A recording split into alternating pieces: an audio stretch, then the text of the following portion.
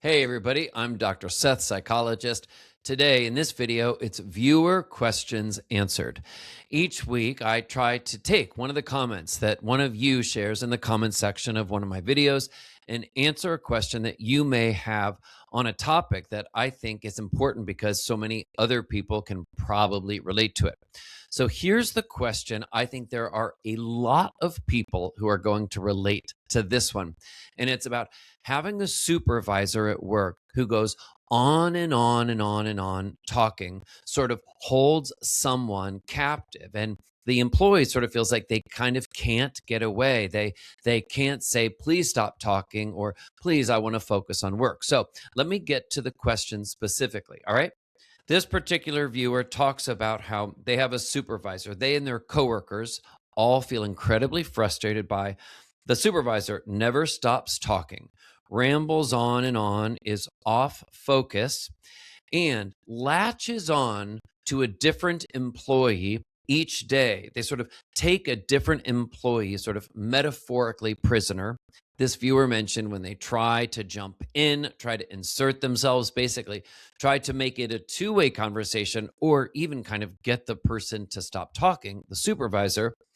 Well, the supervisor then accuses them of having attitude and just goes back to talking and really just talks ad nauseum. So the root question is, what causes this? What causes a supervisor to do this? Is it some sort of compulsive behavior? Is it some sort of OCD? Is it something else? Here is the root of it. When you have a supervisor who talks at length and doesn't allow for a two-way conversation and talks in an excessive way much longer than they ever need to and sort of holds people captive, it is usually about a power dynamic. Usually, in two words, it is about unmet needs. Unmet needs, often on the part of the supervisor. So here's the thing. A lot of times, people that don't get certain needs met, certain emotional needs met at home, well, guess where they go? They turn to try to get those needs met instead. Work. And you know what? It's one thing if you are somebody who just has peers, has coworkers, and nobody that reports to you, that you supervise. That means you don't have a dynamic of sort of power where you have authority or power over another person. Some people, okay, who do have significant unmet emotional needs, maybe for being listened to, for feeling important, for feeling like they have an audience, somebody makes them feel valued.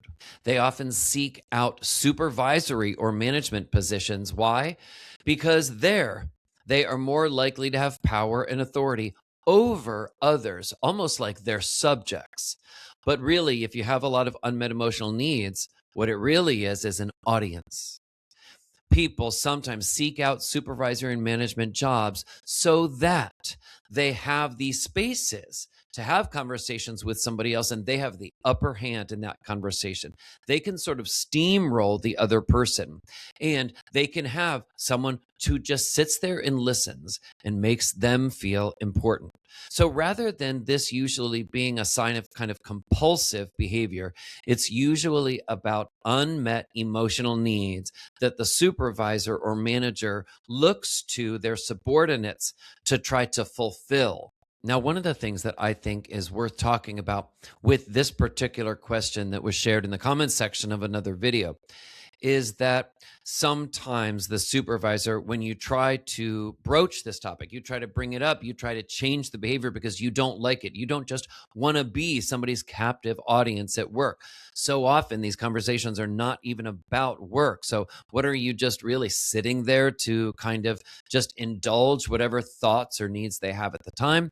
Well, the problem is when a lot of times this is brought up with the supervisor, they don't like it. They don't like it. They don't often like their supervisees asserting themselves and trying to change the dynamic. Again, what they want is compliance. They want obedience.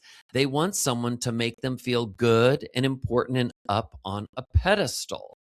You know, another way to think about it is sometimes Think about the supervisor just wanting to be like the little kid who comes home from school and has the parent who just sits there and listens and says, "Tell me everything. I want to hear everything, every last detail." And that little kid gets to feel so important, like their own internal experience matters so much to this other person. That's really another thing that kind of happens with some of these dynamics with these supervisors who just talk ad nauseum.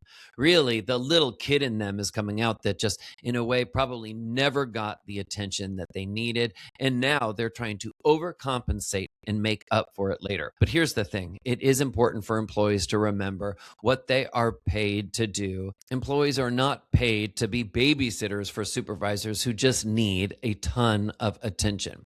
Is this something that you have ever dealt with? Have you ever had a supervisor who you feel like really just wants a babysitter, or kind of like the metaphoric parent there to just listen and say, huh, wow, and just be a mirror and reflect back? Have you ever had a supervisor like that? If so, share your comment in the chat. Maybe somebody else reading those comments can relate to it. I can share myself. I've been pretty lucky with supervisors and had some great ones. I think, though, that this is a problem that many people deal with. One of the things you're going to have to figure out is, are there some things that you can do to try to make the situation better for yourself so that it's bearable? You don't want to start feeling angry and resentful, and you don't want to act out in any way because of the frustration at work. You can try to bring it up with your boss. If that's not something that your instinct tells you is going to be successful, you can also ask yourself whether it's possible for you to have another supervisor. Look at questions like, is this the right job for you? Do you like other things about this job except for this particular fact? In which case, you can choose to focus on the positives and do what you can during those moments where you feel like you're being held prisoner and you just can't listen anymore. Think about what sort of things you can think about in those moments that can be more productive for you. All right? Keep the questions coming. They're great. I appreciate them. I'm Dr. Seth, psychologist.